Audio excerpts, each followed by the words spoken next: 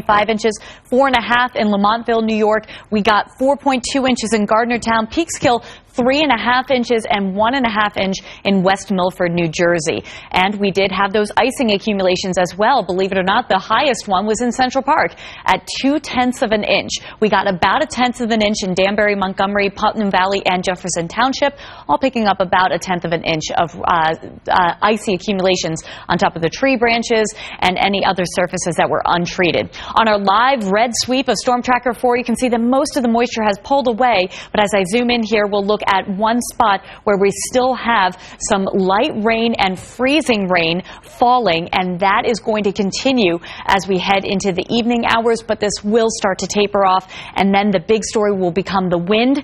I'll talk more about that coming up in the exclusive 10-day forecast. Back to you, Jen. Thanks, Erica. This wintry mix causing big problems for people throughout the and our NBC4 New York app.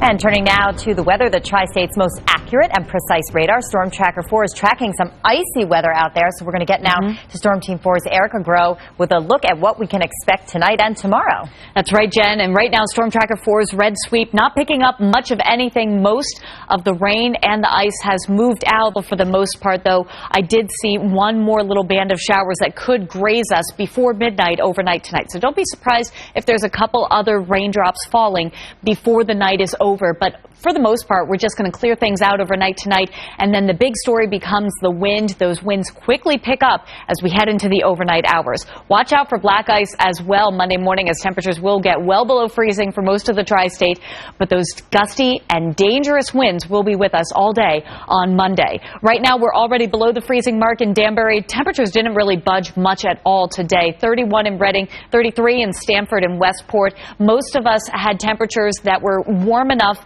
at the surface for the roads to just be a little bit slushy, not too icy in the city and points south and east, but north and west, it was a slick ride out there, and I hope that you took those extra precautions that you needed to. Right now, 32 in Newburgh, Sussex, and Morristown, and temperatures aren't going to go much of any. They're actually going to get a little bit milder, especially in the city, before things start to dip again. But those winds pick up 36 degrees at midnight with blustery winds, and then those gusts start to increase to 30 miles per hour by 3 a.m. And by 7 o'clock, the winds could be gusting even higher than that. And tomorrow, our afternoon high, 42 degrees with more sunshine entering the picture, but those winds out of the northwest at 30 to 40 miles per hour and gusting higher than that. And you're going to see these gusts here on future winds. So 6 a.m., we're already looking at winds gusting to 30 to 35 miles per hour. The highest wind gusts will be in the higher elevations to our north and west, and then also out on Long Island. So 11 a.m., Hampton Bay is looking at a peak wind gust of about 40 miles per hour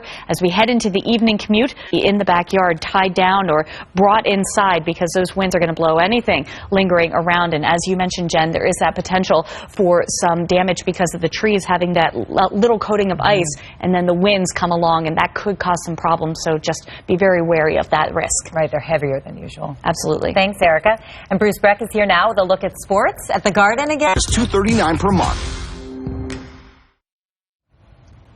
Well, that does it for us here at News 4 at 6. Nightly news is next. Erica's going to be tracking the windy weather for us at 11. We'll be back at 11. And then, Bruce, you've got a great sports final coming up. Sports final at midnight. Ian Begley talking about the Knicks, so what else is new? And John Heyman previewing spring training for the Yankees and Mets. Oh, spring training sounds nice.